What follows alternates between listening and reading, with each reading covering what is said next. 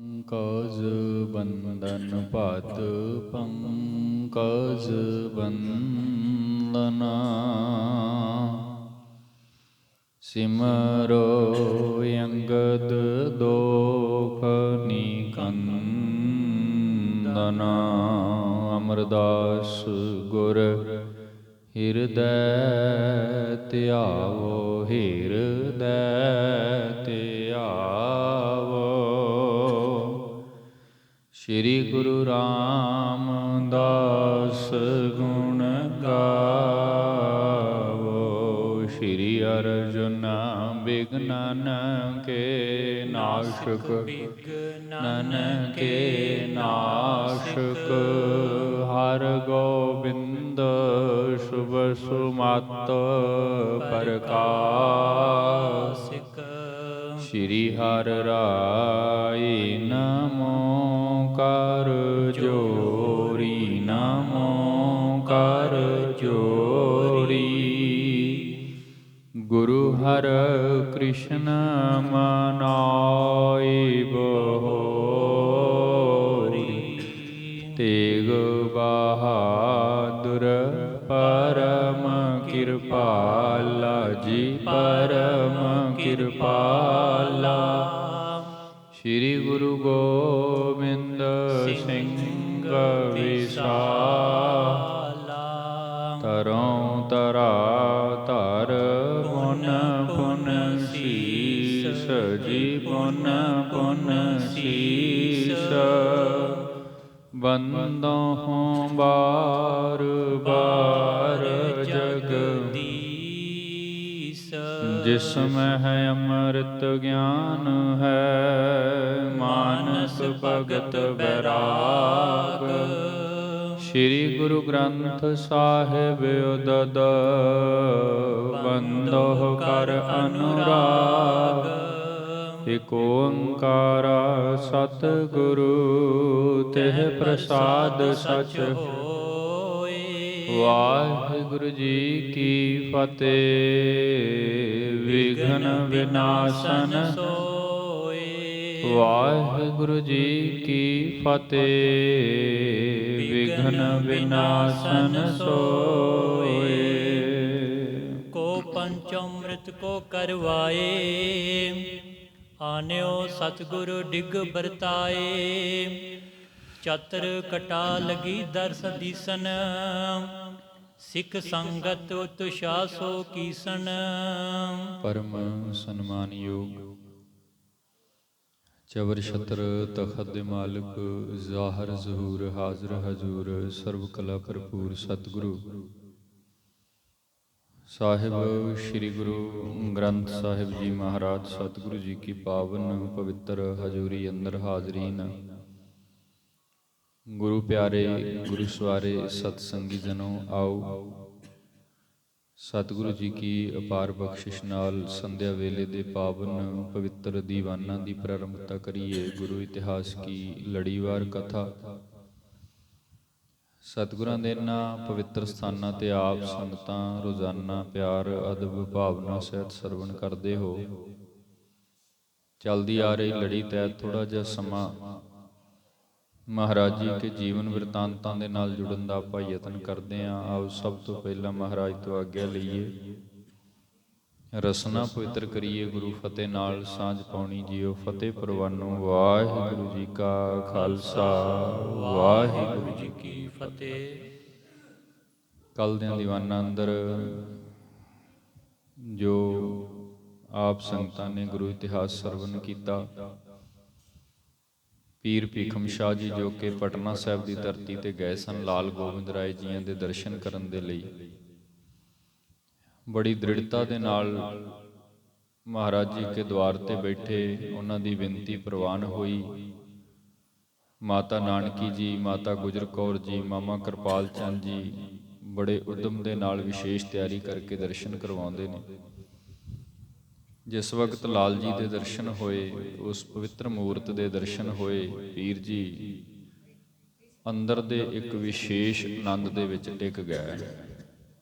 ਜਿਵੇਂ ਕੋਈ ਅੰਦਰੋਂ ਵੱਡੀ ਕਿਰਪਾ ਮਿਲ ਜਾਂਦੀ ਹੈ ਦਰਸ਼ਨ ਕਰਨ ਤੋਂ ਬਾਅਦ ਦੋਵੇਂ ਹੱਥ ਜੁੜ ਗਏ, ਸੀਸ ਝੁਕ ਗਿਆ ਤੇ ਅੰਤਰਾਤਮੇ ਤੋਂ ਅਰਦਾਸਾਂ ਕਰ ਰਹੇ ਸਨ ਕਿ ਪੀਰਾਂ ਦੇ ਪੀਰ, ਵਲੀ ਅੱਲਾ, ਖੁਦਾ ਦੇ ਪੈਗੰਬਰ, ਆਪ ਜੀ ਦੀ ਕਿਰਪਾ ਹੋਈ ਹੈ ਤੇ ਸਾਡੇ ਵਰਗੇ ਜੀਵਾਂ ਨੂੰ ਇਸ ਧਰਤੀ ਤੇ ਸਰੀਰ ਰੂਪ ਵਿੱਚ ਤੁਹਾਡੇ ਦਰਸ਼ਨ ਹੋ ਰਹੇ ਨੇ।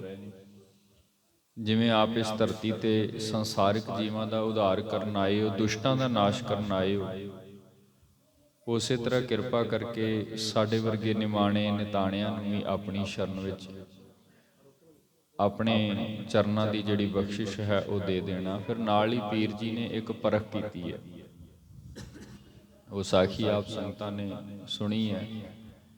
ਹੱਥ ਵਿੱਚ 2 ਕੁੱਜੀਆਂ ਲੈ ਕੇ ਤੇ ਲਾਲ ਗੋਬਿੰਦ ਰਾਏ ਜੀ ਦੇ ਅੱਗੇ ਕੀਤੀਆਂ ਸਨ, ਜਿੱਥੋਂ ਇਹ ਭਾਵ ਸਨ ਵੀ ਇਹ ਪਤਾ ਕੀਤਾ ਜਾਏ ਵੀ ਇਹ ਹਿੰਦੂਆਂ ਦੇ ਪੀਰ ਨੇ ਕਿ ਇਸਲਾਮੀਆਂ ਦੇ ਨੇ। ਲੇਕਿਨ ਬਾਲ ਉਮਰ ਦੇ ਵਿੱਚ ਹੀ ਲਾਲ ਗੋਬਿੰਦ ਰਾਏ ਜੀ ਨੇ ਐਸਾ ਕੌਤਕ ਵਰਤਾਇਆ, ਦੋਵਾਂ ਤੇ ਹੱਥ ਰੱਖ ਕੇ ਇੰਨਾ ਦਬਾਅ, ਭਾਰੀ ਦਬਾਅ ਪਾ ਦਿੱਤਾ ਕਿ ਪੀਰ ਜੀਆਂ ਨੂੰ ਚੱਲਣਾ ਮੁਸ਼ਕਲ ਹੋ ਗਿਆ। ਸੋ ਇਸ ਵਿਧ ਫਿਰ ਦਰਸ਼ਨ ਕਰਕੇ, ਨਮਸਕਾਰ ਕਰਕੇ ਵਾਪਸ ਮੁੜ ਆਏ ਤੇ ਜਿਤਨੀ ਸੰਗਤ ਸਤਿਗੁਰੂ ਜੀ ਕੇ ਗ੍ਰਹਿ ਵਿਖੇ ਇਕੱਤਰ ਹੋਈ ਹੈ ਉਹਨਾਂ ਨੇ ਵੀ ਦਰਸ਼ਨ ਕੀਤੇ ਹਨ। ਜਿਸ ਵਕਤ ਸਾਰੀ ਸੰਗਤ ਨੇ ਦਰਸ਼ਨ ਕੀਤੇ ਹਨ, ਉਸ ਤੋਂ ਉਪਰੰਤ ਫਿਰ ਸੰਗਤ ਨੇ ਬਹੁਤ ਪ੍ਰਸੰਨਤਾ ਪ੍ਰਗਟ ਕੀਤੀ ਹੈ। ਨਾਲ ਹੀ ਭਾਈ ਸੰਤੋਖ ਸਿੰਘ ਸਾਹਿਬ ਜੀ ਅੱਗੇ ਅੱਜ ਜ਼ਿਕਰ ਕਰਦੇ ਨੇ, ਕੋ ਪੰਚਾਮ੍ਰਿਤ ਕੋ ਮੰਗਵਾਇਓ, ਆਨਿਓ ਸਤਿਗੁਰੂ ਕੇ ਡਿਗ ਪਾਇਓ। ਪੰਚਾਮ੍ਰਿਤ ਪਾਵਨ ਕੜਾਹ ਪ੍ਰਸ਼ਾਦ ਦੀ ਦੇਗ ਤਿਆਰ ਹੋਈ ਹੈ, ਸਤਿਗੁਰੂ ਜੀ ਕੀ ਹਜ਼ੂਰੀ ਵਿੱਚ ਉਹ ਪ੍ਰਸ਼ਾਦ ਜਿਹੜਾ ਹੈ ਉਹ ਲਿਆਂਦਾ ਗਿਆ ਤੇ ਫਿਰ ਉਸ ਸੰਗਤ ਦੇ ਵਿੱਚ ਵਰਤਾਇਆ ਜਾਂਦਾ। ਚਤੁਰ ਘਟੀ ਲਗ ਦਰਸ਼ਨ ਕੀਨਾ। ਕੋਈ 4 ਘੜੀਆਂ ਉਸ ਸੁੰਦਰ ਪਲੰਗ ਦੇ ਉੱਪਰ ਲਾਲ ਗੋਬਿੰਦ ਰਾਏ ਜੀ ਬਾਲਪਨ ਦੇ ਅੰਦਰ ਲੇਟੇ ਹੋਏ ਸਨ ਤੇ ਸੰਗਤ ਜਿਹੜੀ ਹੈ ਦਰਸ਼ਨ ਕਰ ਰਹੀ ਸੀ। ਤੇ ਦਰਸ਼ਨ ਇਦਾਂ ਹੋ ਰਹੇ ਸਨ ਜਿਵੇਂ ਸਤਿਗੁਰੂ ਆਪਣੇ ਸਿੰਘਾਸਨਾਂ ਉੱਪਰ ਬੈਠਦੇ ਹੁੰਦੇ ਸਨ ਤੇ ਬੇਅੰਤ ਸੰਗਤਾਂ ਮਹਾਰਾਜ ਜੀ ਦਾ ਦੀਦਾਰ ਕਰਨ ਆਉਂਦੀਆਂ ਸਨ। ਜਿਵੇਂ ਪਿੱਛੇ ਗੁਰੂ ਤੇਗ ਬਹਾਦਰ ਮਹਾਰਾਜ ਪਟਨਾ ਸਾਹਿਬ ਦੀ ਧਰਤੀ ਤੇ ਰਹੇ ਨੇ, ਪਾਵਨ ਤਖਤ ਤੇ ਗਰੀਬ ਨਵਾਜ ਬੈਠਦੇ ਸਨ ਤੇ ਸੰਗਤ ਸਤਿਗੁਰੂ ਜੀ ਦਾ ਦਰਸ਼ਨ ਪਾਉਂਦੀ ਸੀ। ਹੁਣ 10ਵੇਂ ਅਵਤਾਰ ਧੰਨ ਗੁਰੂ ਗੋਬਿੰਦ ਰਾਏ ਸਾਹਿਬ ਜੀ ਜਿਹੜੇ ਪ੍ਰਗਟੇ ਹਨ, ਉਹ ਆਪਣੇ ਉਸ ਪਲੰਗ ਤੇ ਪਏ ਵਿਰਾਜਮਾਨ ਹਨ ਤੇ ਸੰਗਤ ਬਾਲ ਰੂਪ ਵਿੱਚ ਦਰਸ਼ਨ ਕਰ ਰਹੀ ਹੈ। ਕੋਈ 4 ਘੜੀਆਂ ਸੰਗਤ ਨੇ ਆਪਣੇ ਨੇਤਰਾਂ ਦੇ ਨਾਲ ਮਹਾਰਾਜ ਜੀ ਕੇ ਇਸ ਰੂਪ ਦਾ ਜੀ ਲਾ ਕੇ ਪ੍ਰਸੰਨ ਹੋ ਕੇ ਦਰਸ਼ਨ ਕੀਤਾ। ਅਤਿਅੰਤ ਆਨੰਦ ਹੋਇਆ। ਸਿੱਖ ਸੰਗਤ ਉਤਸ਼ਾਹ ਸੁਕੀਨਸ, ਤੇ ਸਿੱਖ ਸੰਗਤ ਦੇ ਅੰਦਰ ਇੰਨਾ ਉਤਸ਼ਾਹ ਹੈ, ਇੰਨੀ ਖੁਸ਼ੀ ਹੈ ਵੀ ਹੁਣ ਆਪਾਂ ਉਹਨੂੰ ਸ਼ਬਦਾਂ ਵਿੱਚ ਬਿਆਨ ਨਹੀਂ ਕਰ ਸਕਦੇ। ਇਉਂ ਕਹਿ ਲਈਏ ਵੀ ਪੂਰੇ ਗੁਰੂ ਦਾ ਇੱਦਾਂ ਬਾਲਪਨੇ ਦੇ ਵਿੱਚ ਦਰਸ਼ਨ ਕਰਕੇ ਜਿਵੇਂ ਕਿਸੇ ਦਾ ਅੰਦਰ ਅਤਿਅੰਤ ਪ੍ਰਸੰਨ ਹੋ ਜਾਂਦਾ ਹੈ। ਇਸ ਵਿਧ ਸੰਗਤ ਬਹੁਤ ਖੁਸ਼ ਹੈ ਜੀ। ਸਭ ਨੇ ਦਰਸ਼ਨ ਕਾਰਨ ਜਾਣਾ। ਫਿਰ ਸਾਰੀ ਸੰਗਤ ਨੇ ਦਰਸ਼ਨਾਂ ਦਾ ਕਾਰਨ ਜਿਹੜਾ ਹੈ ਉਹ ਜਾਣਿਆ ਹੈ। ਹੁਣ ਕਾਰਨ ਕੀ ਬਣਿਆ ਸੀ, ਪਿੱਛੇ ਵੀ ਮੈਂ ਜ਼ਿਕਰ ਕੀਤਾ ਸੀ ਕਿ ਮਾਤਾ ਜੀ ਤੇ ਕਹਿ ਰਹੇ ਸਨ ਵੀ ਅਜੇ ਕੋਈ 2-3 ਮਹੀਨੇ ਦਾ ਜਿਹੜਾ ਸਮਾਂ ਹੈ ਨਾ, ਉਹ ਲਾਲ ਜੀ ਨੂੰ ਅੰਦਰ ਹੀ ਰੱਖਿਆ ਜਾਵੇਗਾ। ਜਦੋਂ ਇਹਨਾਂ ਦੇ ਪਿਤਾ ਜੀ ਧੰਨ ਸ਼੍ਰੀ ਗੁਰੂ ਤੇਗ ਬਹਾਦਰ ਸਾਹਿਬ ਮਹਾਰਾਜ ਵਾਪਸ ਆ ਜਾਣਗੇ ਪੂਰਬ ਦੇਸ਼ ਤੋਂ ਪਟਨਾ ਸਾਹਿਬ ਦੀ ਧਰਤੀ ਤੇ, ਫਿਰ ਸਾਰੀ ਸੰਗਤ ਨੂੰ ਦਰਸ਼ਨ ਕਰਵਾਵਾਂਗੇ। ਲੇਕਿਨ ਇੱਥੇ ਵਿਚਾਲੇ ਇੱਦਾਂ ਪੀਰ ਜੀ ਆ ਗਏ ਤੇ ਉਹਨਾਂ ਨੇ ਹੱਠ ਕਰ ਲਿਆ, ਲਾਲਸਾ ਪ੍ਰਗਟ ਕਰ ਦਿੱਤੀ ਤੇ ਉਹਨਾਂ ਨੂੰ ਦਰਸ਼ਨ ਜਿਸ ਵਕਤ ਕਰਵਾਉਣਾ ਹੈ ਤੇ ਫਿਰ ਮਾਤਾ ਜੀ ਰਾਜੀ ਹੋ ਗਏ ਵੀ ਸੰਗਤ ਨੂੰ ਵੀ ਕਰਵਾ ਦਿੰਦੇ ਆ। ਇਸ ਕਰਕੇ ਕਾਰਨ ਪੀਰ ਭੀਖਮ ਸ਼ਾਹ ਜੀ ਬਣੇ ਨੇ, ਜਿਸ ਕਰਕੇ ਸੰਗਤ ਨੂੰ ਦਰਸ਼ਨ ਹੋ ਰਿਹਾ ਹੈ ਉਹਦਾ ਮੁੱਖ ਕਾਰਨ ਪੀਰ ਜੀ ਨੇ, ਕਿਉਂਕਿ ਇਹਨਾਂ ਨੇ ਹੱਠ ਕੀਤਾ ਹੈ ਤੇ ਸਾਰੀ ਸੰਗਤ ਨੂੰ ਸੁਭਾਗ ਪ੍ਰਾਪਤ ਹੋ ਗਿਆ ਹੈ। ਬੈਠੋ ਪੀਰ ਹਠ ਕੀਓ ਮਹਾਨਾ। ਤੇ ਸਾਰੀ ਸੰਗਤ ਉਸ ਪੀਰ ਜੀ ਨੂੰ, ਭਾਵ ਪੀਰ ਭੀਖਮ ਸ਼ਾਹ ਜੀਆਂ ਨੂੰ ਵੀ ਧੰਨ ਕਹਿ ਰਹੀ ਸੀ ਕਿ ਪੀਰ ਜੀ ਨੇ ਇੱਥੇ ਬਹਿ ਕੇ ਹੱਠ ਕੀਤਾ ਦਰਸ਼ਨਾਂ ਦੇ ਲਈ। ਉਹਨਾਂ ਨੇ ਭੋਜਨ ਪ੍ਰਸ਼ਾਦ ਤਿਆਗ ਕੇ ਇਹ ਬੇਨਤੀਆਂ ਕੀਤੀਆਂ ਹਨ, ਜੋ ਉਹਨਾਂ ਦੀਆਂ ਬੇਨਤੀਆਂ ਸਤਿਗੁਰੂ ਜੀ ਨੇ ਪ੍ਰਵਾਨ ਕੀਤੀਆਂ ਹਨ। ਇਹ ਦਰਸ਼ਨ ਉਹਨਾਂ ਨੂੰ ਹੋਇਆ ਤੇ ਉਹਨਾਂ ਦੇ ਚਰਨਾਂ ਦੇ ਸੁਭਾਗ ਨਾਲ ਸਾਨੂੰ ਵੀ ਸਾਰਿਆਂ ਨੂੰ ਦੀਦਾਰ ਹੋ ਗਿਆ। ਸੋ ਇਹ ਸਾਰੀ ਕਿਰਪਾ ਜਿੱਥੇ ਸਤਿਗੁਰੂ ਕਰ ਰਹੇ ਨੇ, ਉੱਥੇ ਇਹ ਜਰੀਆ ਜਿਹੜਾ ਹੈ ਪੀਰ ਭੀਖਮ ਸ਼ਾਹ ਜੀ ਬਣੇ ਹਨ। ਜਾਤੇ ਦਰਸ਼ਨ ਸਭ ਕੋ ਭਇਓ। ਇਸ ਕਰਕੇ ਜਿਤਨੀ ਵੀ ਸੰਗਤ ਹੈ ਪਟਨਾ ਸਾਹਿਬ ਦੀ, ਉਹ ਸਾਰੀ ਸੰਗਤ ਨੂੰ ਅੱਜ ਬਾਲ ਵੈ ਦੇ ਅੰਦਰ ਛੋਟੀ ਉਮਰ ਦੇ ਅੰਦਰ ਲਾਲ ਗੋਬਿੰਦ ਰਾਏ ਜੀ ਹੋਰਾਂ ਦਾ ਦਰਸ਼ਨ ਹੋਇਆ ਹੈ। ਅਲਪ ਰੂਪ ਸੁੰਦਰ ਗੁਰ ਥਿਓ। ਅਲਪ ਰੂਪ ਭਾਵ ਜੇ ਆਰਬਲਾ ਕਰਕੇ ਛੋਟੇ ਨੇ, ਬਿਲਕੁਲ ਕੁਝ ਦਿਨਾਂ ਦੀ ਉਮਰ ਹੈ, ਤੇ ਰੂਪ ਵੀ ਅਤਿਅੰਤ ਸੁੰਦਰ ਹੈ। ਆਪਾਂ ਵੇਖਦੇ ਹਾਂ ਨਵੇਂ ਜੰਮੇ ਬੱਚੇ ਦਾ ਤਾਂ ਰੂਪ ਵੈਸੇ ਹੀ ਬੜਾ ਸੁੰਦਰ ਹੁੰਦਾ ਹੈ, ਕੋਮਲ ਸਰੀਰ ਹੁੰਦਾ ਹੈ। ਸੋ ਇੱਕ ਰੂਪ ਸੁੰਦਰ ਹੈ, ਇੱਕ ਨੂਰਾਨੀ ਬਖਸ਼ਿਸ਼ ਹੈ, ਕੁਦਰਤ ਦੀ ਕਿਰਪਾ ਹੈ, ਕਿਉਂਕਿ ਉਹ ਰੱਬੀ ਅਵਤਾਰ ਪ੍ਰਗਟੇ ਨੇ। ਇਸ ਕਰਕੇ ਉਹ ਜਿਹੜਾ ਸਰੂਪ ਹੈ ਉਹ ਵਡਿਆਈ ਜਿਹੜੀ ਹੈ ਉਹ ਅਤਿਅੰਤ ਸੁੰਦਰ ਹੈ ਜੀ। ਸ਼ਾਹੂ ਭੀਖ ਸੋ ਮਿਲ ਸਿੱਖ ਸਾਰੇ। ਫਿਰ ਜਿਤਨੀ ਸਿੱਖ ਸੰਗਤ ਮਹਾਰਾਜ ਜੀ ਦਾ ਦਰਸ਼ਨ ਕਰਨ ਦੇ ਲਈ ਪਟਨਾ ਸਾਹਿਬ ਮਹਾਰਾਜ ਜੀ ਕੇ ਗ੍ਰਹਿ ਵਿਖੇ ਹਾਜ਼ਰ ਹੋਈ ਸੀ ਨਾ, ਉਹ ਸਾਰੀ ਸੰਗਤ ਫਿਰ ਹੁਣ ਇਧਰ ਪੀਰ ਭੀਖਮ ਸ਼ਾਹ ਜੀਆਂ ਨੂੰ ਵੀ ਆ ਕੇ ਮਿਲਦੀ ਹੈ, ਕਿਉਂਕਿ ਪੀਰ ਭੀਖਮ ਸ਼ਾਹ ਹੀ ਸਤਿਗੁਰੂ ਜੀ ਕੇ ਦਰਸ਼ਨ ਦਾ ਜਰੀਆ ਬਣੇ ਨੇ। ਸਾਰੀ ਸੰਗਤ ਨੂੰ ਦਰਸ਼ਨ ਹੋ ਗਿਆ। ਇਸ ਕਰਕੇ ਸ਼ਾਹੋ ਭੀਖ ਮਿਲ ਸਿੱਖ ਸਭ ਸਾਰੇ, ਸਾਰੇ ਹੀ ਸਿੱਖ ਜਿਹੜੇ ਹਨ ਉਹ ਪੀਰ ਭੀਖਮ ਸ਼ਾਹ ਜੀਆਂ ਨੂੰ ਆ ਕਰਕੇ ਮਿਲਦੇ ਹਨ। ਧੰਨ ਪੀਰ ਜੀ ਕਹਿਤ ਨਿਹਾਰੇ। ਤੇ ਆਪਣੇ ਮੁਖ ਤੋਂ ਸਿੱਖ ਸੰਗਤ ਇਹ ਵੀ ਕਹਿੰਦੀ ਹੈ ਕਿ ਪੀਰ ਜੀ ਤੁਹਾਡਾ ਹੱਠ, ਤੁਹਾਡਾ ਤਪ ਵੀ ਧੰਨਤਾ ਦੇ ਯੋਗ ਹੈ, ਕਿਉਂਕਿ ਤੁਸੀਂ ਇੱਥੇ ਇਦਾਂ ਆ ਕਰਕੇ ਬੈਠੇ ਮਹਾਰਾਜ ਜੀ ਕੇ ਦਵਾਰ ਤੇ ਤੁਹਾਡਿਆਂ ਚਰਨਾਂ ਸਦਕਾ ਸਾਨੂੰ ਸਾਰਿਆਂ ਨੂੰ ਮਹਾਰਾਜ ਜੀ ਦਾ ਦਰਸ਼ਨ ਹੋਇਆ।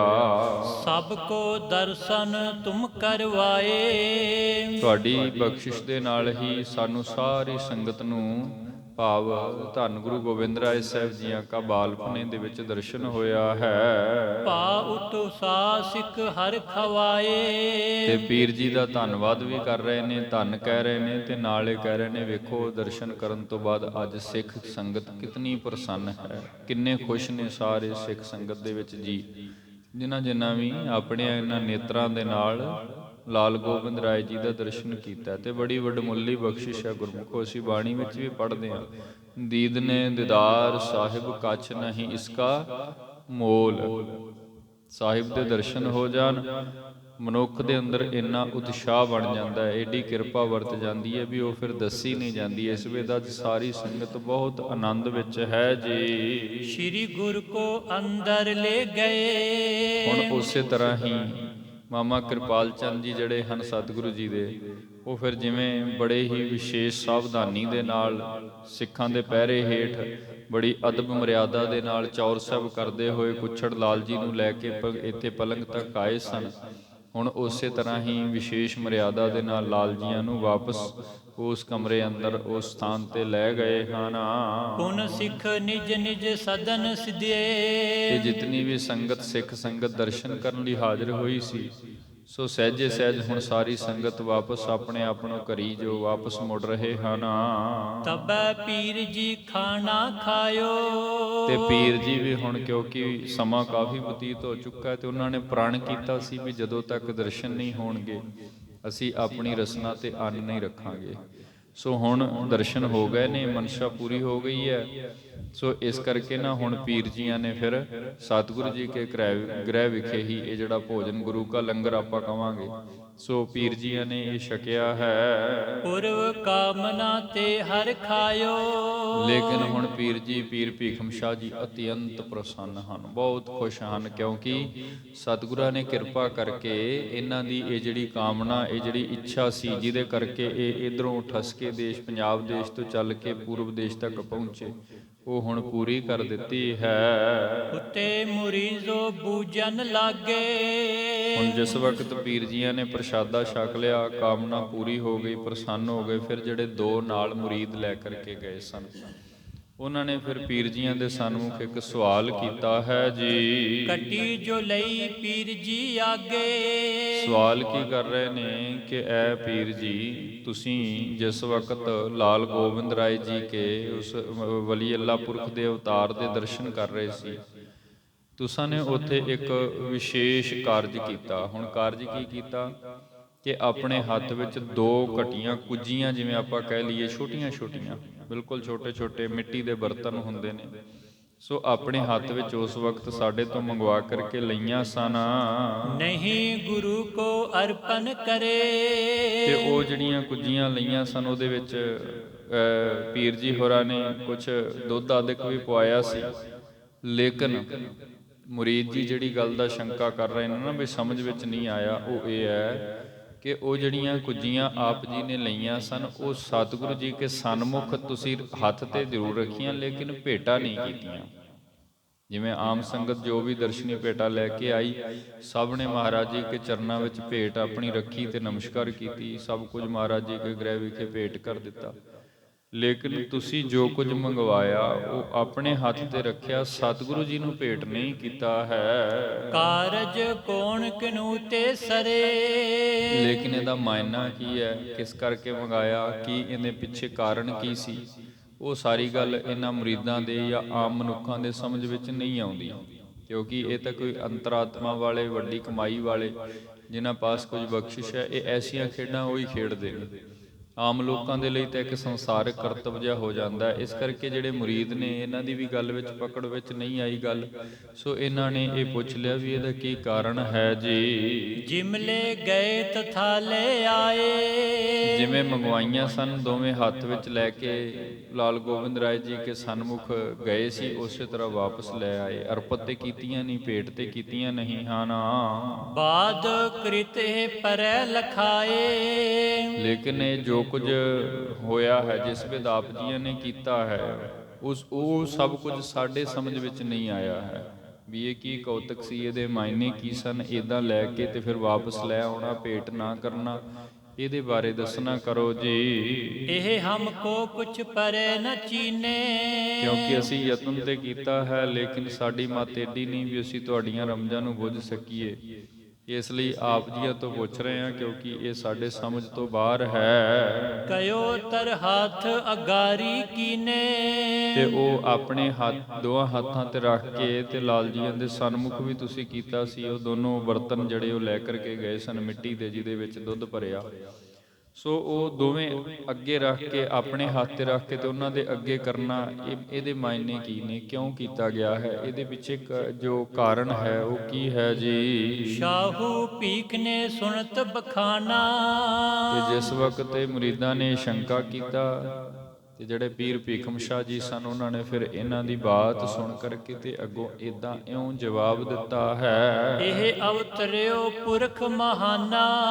ਪੀਰ ਭੀਖਮ ਸ਼ਾਹ ਜੀ ਕਹਿਣ ਲੱਗੇ ਕਿ ਜਿਨ੍ਹਾਂ ਦੇ ਆਪਾਂ ਦਰਸ਼ਨ ਕਰਕੇ ਆਏ ਹਾਂ, ਉਹ ਕੋਈ ਆਮ ਮਨੁੱਖ ਨਹੀਂ ਨੇ, ਉਹ ਤੇ ਕੋਈ ਵੱਡੇ ਅਵਤਾਰ ਨੇ, ਮਹਾਨ ਪੁਰਖ ਨੇ ਜਿਹੜੇ ਇਸ ਸੰਸਾਰ ਵਿੱਚ ਆਏ ਨੇ, ਜਿਨ੍ਹਾਂ ਨੇ ਸਰੀਰ ਰੂਪ ਦੇ ਵਿੱਚ ਅਵਤਾਰ ਧਾਰਨ ਕੀਤਾ, ਜਿਨ੍ਹਾਂ ਦਾ ਪ੍ਰਕਾਸ਼ ਹੋਇਆ ਹੈ। ਤੁਰਕਨ ਤੇਜ ਮਿਟਾਵਨ ਕਾਰਨ। ਤੇ ਜਿੱਥੋਂ ਤੱਕ ਮੈਨੂੰ ਅਨੁਭਵ ਹੋ ਰਿਹਾ ਹੈ ਵੀ ਇਹ ਜਿਹੜੇ ਪੁਰਖ ਆਏ ਹਨ, ਇਹ ਤੁਰਕਾਂ ਦੇ ਤੇਜ ਨੂੰ ਖਤਮ ਕਰ ਦੇਣਗੇ, ਦਲ ਮਲ ਕੇ ਰੱਖ ਦੇਣਗੇ। ਹੁਣ ਇੱਥੇ ਇਹਦੇ ਅਰਥ ਇਹ ਨਹੀਂ ਲੈਣਾ ਵੀ ਸਾਰੇ ਤੁਰਕਾਂ ਦੇ, ਖਾਸ ਕਰਕੇ ਉਹ ਤੁਰਕ ਜਿਹੜੇ ਉਸ ਵਕਤ ਰਾਜਸੀ ਤਾਕਤ ਸਾਂਭਦੇ ਨੇ ਤੇ ਤਖਤਾਂ ਤੇ ਬਹਿ ਕਰਕੇ ਜ਼ੁਲਮ ਕਰਦੇ ਨੇ, ਆਮ ਪ੍ਰਜਾ ਨੂੰ ਦੁੱਖ ਦਿੰਦੇ ਨੇ, ਆਮ ਲੋਕਾਈ ਦੇ ਲਈ ਜਿਹੜੇ ਦੁੱਖ ਦਾ ਕਾਰਨ ਬਣਦੇ ਨੇ, ਉਹਨਾਂ ਦੇ ਤੇਜ ਨੂੰ ਇਹ ਖਤਮ ਕਰਨ ਦੇ ਲਈ ਸੰਸਾਰ ਵਿੱਚ ਪ੍ਰਗਟੇ ਹਨ। ਆਪਨ ਪੰਥ ਜਗ ਮੈਂ ਵਿਸਤਾਰਨ। ਤੇ ਜਿੱਥੇ ਇਹ ਐਸੇ ਦੁਸ਼ਟ ਜ਼ਾਲਮ ਲੋਕਾਂ ਨੂੰ ਸੋਧੇ ਲਾਉਣਗੇ, ਤੁਰਕਾਂ ਦਾ ਨਾਸ਼ ਕਰਨਗੇ, ਉਹਨਾਂ ਦੀ ਜੜ ਪੁੱਟਣਗੇ, ਉੱਥੇ ਫਿਰ ਇੱਕ ਇਹਨਾਂ ਦਾ ਆਪਣਾ ਵੀ ਪੰਥ, ਆਪਣਾ ਵੀ ਮਤ ਹੈ ਜਿਹੜਾ ਸੰਸਾਰ ਵਿੱਚ ਬੜਾ ਪ੍ਰਚਲਿਤ ਹੋਵੇਗਾ। ਜਿਵੇਂ ਕਿ ਮਤ ਤੇ ਗੁਰੂ ਨਾਨਕ ਸਾਹਿਬ ਮਹਾਰਾਜ ਜੀ ਨੇ ਸਟਾਰਟ ਕਰ ਦਿੱਤਾ, ਨਿਰਮਲ ਪੰਥ ਚਲਾ ਹੀ ਦਿੱਤਾ ਸੀ, ਲੇਕਿਨ ਉਸ ਪੰਥ ਨੂੰ ਖਾਲਸੇ ਦੇ ਰੂਪ ਵਿੱਚ ਰਹਿਣੀ ਬਹਿਣੀ ਦੇ ਕਰਕੇ ਖਾਲਸਾ ਜਿਹੜਾ ਪ੍ਰਗਟ ਕੀਤਾ, ਧੰਨ ਗੁਰੂ ਗੋਬਿੰਦ ਸਿੰਘ ਸਾਹਿਬ ਮਹਾਰਾਜ ਜੀ ਨੇ ਸੰਪੂਰਨ ਕੀਤਾ। ਸੋ ਇਸ ਕਰਕੇ ਜਿੱਥੇ ਇਹ ਇਹਨਾਂ ਤੁਰਕਾਂ ਦਾ, ਜ਼ਾਲਮ ਲੋਕਾਂ ਦਾ, ਹਿੰਸਾ ਕਰਨ ਵਾਲਿਆਂ ਨੂੰ ਖਤਮ ਕਰਨਗੇ, ਉੱਥੇ ਆਪਣੇ ਇੱਕ ਮਤ ਨੂੰ ਵੀ ਇਹ ਬਹੁਤ ਸੰਸਾਰ ਵਿੱਚ ਪ੍ਰਚਾਰਨਗੇ ਜੀ। ਮੈਂ ਕੀ ਨਸੇ ਮਨ ਕੇ ਸਾਥ।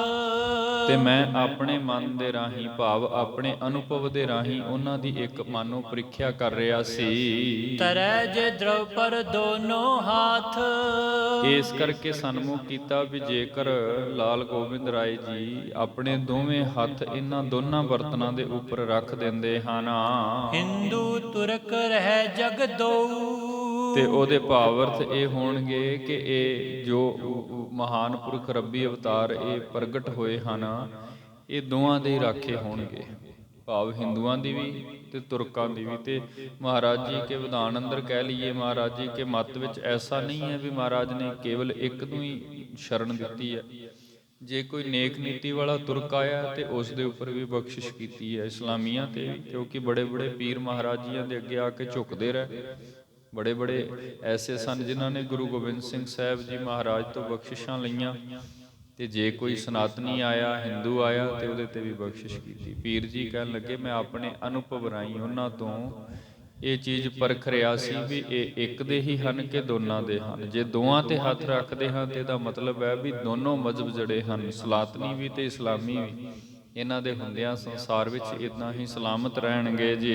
ਉਪਜੈ ਪੰਥ ਰਾਜਲੇ ਸੋਊ। ਉਪਜੈ ਪੰਥ ਭਾਵ ਜਿਹੜਾ ਇਹ ਪੰਥ ਪ੍ਰਗਟ ਕਰਨਗੇ ਆਉਣ ਵਾਲੇ ਸਮੇਂ ਦੇ ਵਿੱਚ, ਤੀਸਰ ਮਜ਼ਹਬ ਖਾਲਸਾ ਜੀ ਦਾ ਜ਼ਿਕਰ ਆਉਂਦਾ। ਸੋ ਉਹ ਜਿਹੜਾ ਪੰਥ ਹੈ ਉਹ ਸੰਸਾਰ ਵਿੱਚ ਰਾਜ ਕਰੇਗਾ। ਜੇ ਇੱਕ ਪਰ ਨਿਜ ਹੱਥ ਧਰੰਤੇ। ਲੇਕਿਨ ਜੇਕਰ ਇਹ ਕਿਸੇ ਇੱਕ ਦੇ ਉੱਪਰ ਹੱਥ ਰੱਖਦੇ ਨੇ, ਕਿਉਂਕਿ ਦੋ ਪਾਤਰ ਕੀਤੇ ਗਏ ਨਾ, ਕਿ ਦੋ ਬਰਤਨ ਨੇ ਮਿੱਟੀ ਦੇ। ਸੋ ਜੇਕਰ ਇਹ ਇੱਕ ਦੇ ਉੱਪਰ ਹੱਥ ਰੱਖਦੇ ਹਨ ਤੇ ਫਿਰ ਨਿਸ਼ਚੇ ਵੀ ਇਹ ਇੱਕ ਮੱਤ ਦੀ ਹੀ ਹਿਮਾਇਤ ਕਰਨਗੇ। ਇੱਕ ਦੇ ਹੀ ਰਾਖੇ ਹੋਣਗੇ, ਦੋਵਾਂ ਦੇ ਨਹੀਂ, ਇੱਕ ਦੇ ਰਾਖੇ ਹੋਣਗੇ। ਲੇਕਿਨ ਐਸਾ ਹੋਇਆ ਨਹੀਂ। ਆਪਾਂ ਪਿੱਛੇ ਵੀ ਵਿਚਾਰਿਆ ਹੈ, ਸਤਿਗੁਰੂ ਗੁਰੂ ਗੋਬਿੰਦ ਰਾਏ ਸਾਹਿਬ ਜੀ ਕੀ ਆਰਬਲਾ ਕੁਝ ਦਿਨਾਂ ਦੀ ਹੈ। ਲੇਕਿਨ ਜਦੋਂ ਪੀਰ ਨੇ ਆਪਣੇ ਅਨੁਭਵ ਰਾਹੀਂ ਇਸ ਗੱਲ ਨੂੰ ਜਾਣਨਾ ਚਾਹਿਆ ਤੇ ਲਾਲ ਜੀ ਹੋਰਾਂ ਨੇ ਦੋਨੋਂ ਹੱਥ ਇਸ ਵਿਧ ਉਹਨਾਂ ਪਾਤਰਾਂ ਤੇ ਟਿਕਾਏ ਤੇ ਉਹਨਾਂ ਪਾਤਰਾਂ ਦੇ ਉੱਪਰ, ਉਹਨਾਂ ਬਰਤਨਾਂ ਦੇ ਉੱਪਰ ਐਸੀ ਕਿਰਪਾ ਹੋਈ, ਜਦੋਂ ਲਾਲ ਜੀਆਂ ਦੇ ਹੱਥਾਂ ਦਾ ਭਾਰ ਉਹਦੇ ਉੱਪਰ ਪਿਆ ਤੇ ਉਹ ਪੀਰ ਜੀ ਹੋਰਾਂ ਨੂੰ ਝੱਲਣਾ ਔਖਾ ਹੋ ਗਿਆ। ਇਸ ਕਰਕੇ ਉਹਨਾਂ ਨੇ ਫਟਾਫਟ ਪਿਛਾਂ ਕਰ ਲਏ ਹੱਥ। ਇਹ ਕਿਰਪਾ ਵਰਤੀ ਸੀ। ਸੋ ਇਸ ਵਿਧ ਨਾਲ ਉਹਨਾਂ ਨੇ ਇੱਕ ਪਰਖ ਕੀਤੀ ਕਿ ਜੇਕਰ ਇਹ ਇੱਕ ਤੇ ਰੱਖਦੇ ਹਨ ਤੇ ਇੱਕ ਮਜ਼ਹਬ ਹੀ ਰਵੇਗਾ, ਜੇ ਦੋਵਾਂ ਤੇ ਰੱਖਦੇ ਹਨ ਤੇ ਦੋਵਾਂ ਦੇ ਰਾਖੇ ਹੋਣਗੇ। ਸੋ ਇਹ ਇੱਕ ਆਪਣੇ ਅਨੁਭਵ ਰਾਹੀਂ ਪੀਰ ਜੀ ਲਾਲ ਗੋਬਿੰਦ ਰਾਏ ਜੀਆਂ ਤੋਂ ਸਵਾਲ ਦਾ ਜਵਾਬ ਲੈ ਰਹੇ ਸਨ। ਜਗ ਮੈਂ ਤੋ ਨੈ ਤੁਰਕ ਰਹੰਤੇ। ਤੇ ਨਾਲ ਕਹਿ ਰਹੇ ਸਨ ਵੀ ਜੇ ਕਿਤੇ ਖੁਦਾ ਨੇ ਉਹ ਇੱਕ ਤੇ ਹੱਥ ਰੱਖ ਦਿੰਦੇ ਨਾ, ਦੂਜੇ ਤੇ ਨਾ ਰੱਖਦੇ, ਤੇ ਆਪਣੇ ਅਮਰੀਦਾਂ ਨੂੰ ਕਹਿਣ ਲੱਗੇ ਫਿਰ ਨਿਸ਼ਚੈ ਸੱਚ ਇਹ ਵੀ ਸੀ ਵੀ ਸੰਸਾਰ ਵਿੱਚ ਤੁਰਕਾਂ ਦਾ ਨਾਮ ਨਿਸ਼ਾਨ ਮਿਟ ਜਾਣਾ ਸੀ। ਇਹ ਮੱਤ ਹੀ ਖਤਮ ਹੋ ਜਾਣਾ ਸੀ ਸੰਸਾਰ ਤੋਂ। ਲੇਕਿਨ ਮਹਾਰਾਜ ਜੀਆਂ ਨੇ ਤਾਂ ਦੁਸ਼ਟਾਂ ਨੂੰ ਸੌਦਾ ਲਾਉਣਾ ਸੀ, ਮੱਤ ਤੇ ਖਤਮ ਨਹੀਂ ਸੀ ਕਰਨਾ। ਸੋ ਇਸ ਵੇਲੇ ਇਹ ਗੱਲ ਜਿਹੜੀ ਜਿਸ ਵਕਤ ਮੁਰੀਦ ਪੁੱਛਦੇ ਹਨ ਤੇ ਪੀਰ ਭੀਖਮ ਸ਼ਾਹ ਜੀ ਇਦਾਂ ਸਮਝਾਉਂਦੇ ਹਨ, ਇਸ ਪ੍ਰੀਖਿਆ ਕਰ ਬੇਹਿਤ ਆਇਓ। ਬਸ ਇਹੀ ਪ੍ਰੀਖਿਆ ਇਸੇ ਕਰਕੇ ਹੀ ਮੈਂ ਉਹ ਦੂਰ ਦੇਸ਼ ਪੰਜਾਬ ਦੇਸ਼ ਤੋਂ ਚੱਲ ਕਰਕੇ ਤੇ ਇੱਥੋਂ ਤੱਕ ਪ੍ਰੀਖਿਆ ਕਰਨ ਦੇ ਲਈ ਆਇਆ ਸੀ। ਉਤੇ ਸੰਦੇਹ ਦੇ ਬਿਨ ਸਾਇਓ। ਤੇ ਜਿਹੜਾ ਸਾਡੇ ਹਿਰਦੇ ਵਿੱਚ ਸੰਦੇਹ ਸੀ, ਕਿਉਂਕਿ ਇਹ ਤਾਂ ਪਤਾ ਲੱਗ ਗਿਆ ਸੀ ਜਿਸ ਵਕਤ ਪ੍ਰਗਟੇ ਸਨ ਤੇ ਪੀਰ ਜੀ ਦੇ ਅਨੁਭਵ ਵਿੱਚ ਆ ਗਿਆ ਸੀ ਵੀ ਜਿਸ ਅੱਲਾ ਦੀ ਮੈਂ ਬੰਦਗੀ ਕਰਦਾ, ਅੱਜ ਉਹੀ ਵਲੀ ਅੱਲਾ ਸਰੀਰ ਰੂਪ ਦੇ ਵਿੱਚ ਇਧਰ ਪੂਰਬ ਵੱਲ ਚੜ੍ਹਦੇ ਵੱਲ ਅਵਤਾਰ ਧਾਰਨ ਕਰਕੇ ਧਰਤੀ ਤੇ ਪ੍ਰਗਟ ਹੋ ਗਏ ਨੇ। ਇਹ ਤੇ ਉਹਨਾਂ ਨੂੰ ਸਮਝ ਆ ਗਈ ਸੀ। ਬਸ ਉਸ ਤੋਂ ਅੱਗੇ ਵੀ ਉਹ ਹੁਣ ਕਿਸ ਮੱਤ ਦੀ ਹਿਮਾਇਤ ਕਰਨਗੇ, ਸਨਾਤਨੀ ਮੱਤ ਦੀ ਹਿਮਾਇਤ ਕਰਨਗੇ ਜਾਂ ਇਸਲਾਮੀਆਂ ਦੀ ਕਰਨਗੇ, ਇਹ ਪ੍ਰੀਖਿਆ ਕਰਨ ਦੇ ਲਈ ਇਤਨਾ ਪੈਂਡਾ ਤੈਅ ਕਰਕੇ ਤੇ ਇੱਥੋਂ ਤੱਕ ਵੀਰ ਜੀ ਕਹਿਣ ਲੱਗੇ ਅਸੀਂ ਆਏ ਸੀ। ਇਮ ਕੈ ਸ਼ਾਹ ਪੀਕ ਹਰ ਖਾਏ। ਤੇ ਇਸ ਵਿਧ ਨਾ ਇਹ ਵਾਰਤਾਲਾਪ ਕਰਕੇ ਆਪਣੇ ਮੁਰੀਦਾਂ ਦੇ ਨਾਲ ਤੇ ਜਿਹੜੇ ਪੀਰ ਭੀਖਮ ਸ਼ਾਹ ਜੀ ਹਨ ਉਹ ਫਿਰ ਬੜੇ ਅਤਿਅੰਤ ਪ੍ਰਸੰਨ ਹੋਏ ਹਨ। ਹਟ ਮਗ ਗਮਣਿਓ ਪੁਰ ਨਿਕਸਾਏ। ਫਿਰ ਉਸ ਤੋਂ ਬਾਅਦ ਭਾਈ ਸੰਤੋਖ ਸਿੰਘ ਸਾਹਿਬ ਜ਼ਿਕਰ ਕਰਦੇ ਹਨ ਕਿ ਪਟਨਾ ਸਾਹਿਬ ਤੋਂ ਵਾਪਸ ਮੁੜ ਪਏ ਹਨ। ਸਹਿਜੇ ਸਹਿਜੇ ਆਪਣਾ ਰਸਤਾ ਸਰ ਕਰਦੇ ਹੋਏ ਵਾਪਸ ਆਪਣੇ ਇਸ ਦੇਸ਼ ਪੰਜਾਬ ਦੇਸ਼ ਠਸਕੇ ਨਗਰ, ਜੋ ਕਿ ਜ਼ਿਲ੍ਹਾ ਕੁਰਸ਼ੇਤਰ ਵਿੱਚ ਪੈਂਦਾ ਹੁਣ, ਸੋ ਉਸ ਸਥਾਨ ਤੇ ਪਹੁੰਚਦੇ ਹਨ। ਸਨੇ ਸਨੇ ਆਇਓ ਨਿਜ ਦੇਸ। ਸਹਿਜੇ ਸਹਿਜੇ ਆਪਣੇ ਦੇਸ਼ ਅੰਦਰ ਪਹੁੰਚ ਰਹੇ ਹਨ। ਸਿਮਰਤ ਹਿਰਦੇ ਖੁਦਾਏ ਹਮੇਸ਼। ਜਿਹੜੇ ਕਿ ਹਰ ਵਕਤ ਹੀ ਆਪਣੇ ਹਿਰਦੇ ਦੇ ਵਿੱਚ ਖੁਦਾ ਦਾ ਧਿਆਨ ਟਿਕਾ ਕੇ ਰੱਖਦੇ ਸਨ, ਸਿਮਰਨ ਕਰਦੇ ਰਹਿੰਦੇ ਸਨ, ਕਿਉਂਕਿ ਉਹ ਇਸਲਾਮੀ ਪੀਰ ਨੇ। ਇਸ ਕਰਕੇ ਖੁਦਾ ਦੀ ਬੰਦਗੀ ਦੇ ਵਿੱਚ ਟਿਕੇ ਰਹਿੰਦੇ ਹਨ। ਦੋਹਰਾ ਬੜੀ ਅਰਬਲਾ ਹੋਏ ਜਬ ਵੈਸੈ ਬੋਲੇ ਬੈਣ। ਤਬ ਜਾਚੋ ਮੈਂ ਜਾਚਣਾ ਸਤਿਗੁਰ ਕੋ ਪਿਖ ਲੈਣ। ਇਸ ਵਿਧ ਨਾਲ ਜਿਹੜੇ ਪੀਰ ਭੀਖਮ ਸ਼ਾਹ ਜੀ ਹਨ ਵਾਪਸ ਮੁੜ ਆਏ ਹਨ ਆਪਣੇ ਦੇਸ਼ ਤੇ। ਇਸ ਤੋਂ ਅੱਗੇ ਭਾਈ ਸੰਤੋਖ ਸਿੰਘ ਸਾਹਿਬ ਜੀਆਂ ਨੇ ਇਹ ਦੱਸਿਆ ਹੈ ਕਿ ਪੀਰ ਭੀਖਮ ਸ਼ਾਹ ਜੀ ਜਿਸ ਵਕਤ ਮੁੜੇ ਨੇ, ਪੰਜਾਬ ਦੇਸ਼ ਨੂੰ ਜਿਸ ਵਕਤ ਵਾਪਸ ਆ ਰਹੇ ਨੇ, ਤੇ ਮਨ ਵਿੱਚ ਉਹਨਾਂ ਦੇ ਇੱਕ ਫੁਰਨਾ ਹੈ ਵੀ ਅਜੇ ਤਾਂ ਇਹਨਾਂ ਦੀ ਆਰਬਲਾ ਇਤਨੀ ਛੋਟੀ ਹੈ ਵੀ ਅਸੀਂ ਲਾਲ ਗੋਬਿੰਦ ਰਾਏ ਜੀ ਹੋਰਾਂ ਦੇ ਨਾਲ ਵਚਨ ਵਿਲਾਸ ਸਾਂਝੇ ਨਹੀਂ ਕਰ ਸਕਦੇ ਸੀ, ਕਿਉਂਕਿ ਕੁਝ ਦਿਨਾਂ ਦੀ ਆਰਬਲਾ। ਲੇਕਿਨ ਜਦੋਂ ਪਰਿਪੂਰਨ ਪਰਮਾਤਮਾ ਦੀ ਕਿਰਪਾ ਸਦਕਾ ਇਹ ਸਰੀਰ ਵਿਕਾਸ ਕਰੇਗਾ, ਪੂਰਨ ਵਿਕਾਸ ਦੇ ਵਿੱਚ ਜਦੋਂ ਬੋਲ ਪ੍ਰਗਟ ਹੋ ਜਾਣਗੇ, ਜਦੋਂ ਆਪਣੇ ਮੁਖ ਤੋਂ ਸਾਰਿਆਂ ਨੂੰ ਸ਼ਬਦਾਂ ਰਾਹੀਂ ਆਸ਼ੀਸ਼ ਬਖਸ਼ਣਗੇ, ਦਾਨ ਕਰਨਗੇ, ਆਏ ਹੋਏ ਸਾਰਿਆਂ ਦੇ ਉੱਪਰ ਕਿਰਪਾ ਕਰਨਗੇ, ਯਤਨ ਕਰਾਂਗੇ ਜੇ ਜੀਵਨ ਰਿਹਾ ਤੇ ਇੱਕ ਵਾਰ ਫਿਰ ਪੀਰ ਭੀਖਮ ਸ਼ਾਹ ਜੀ ਸੋਚ ਰਹੇ ਨੇ ਵੀ ਇਹਨਾਂ ਦੇ ਦਰਸ਼ਨ ਜ਼ਰੂਰ ਕਰਾਂਗੇ। ਤੇ ਜੇ ਉਸ ਵਕਤ ਤੱਕ ਜਿਉਂਦੇ ਰਹਿ, ਭਾਵ ਜ਼ਿੰਦਗੀ ਚੱਲਦੀ ਰਹੀ, ਤੇ ਨਿਸ਼ਚੇ ਹੀ ਫਿਰ ਸ਼ਬਦਾਂ ਰਾਹੀਂ ਇਹਨਾਂ ਤੋਂ ਉਹ ਦਾਨ ਮੰਗਾਂਗੇ ਜਿਸ ਦਾਨ ਦੇ ਨਾਲ ਜੀ ਦਾ ਕਲਿਆਣ ਹੋ ਜਾਂਦਾ ਹੈ।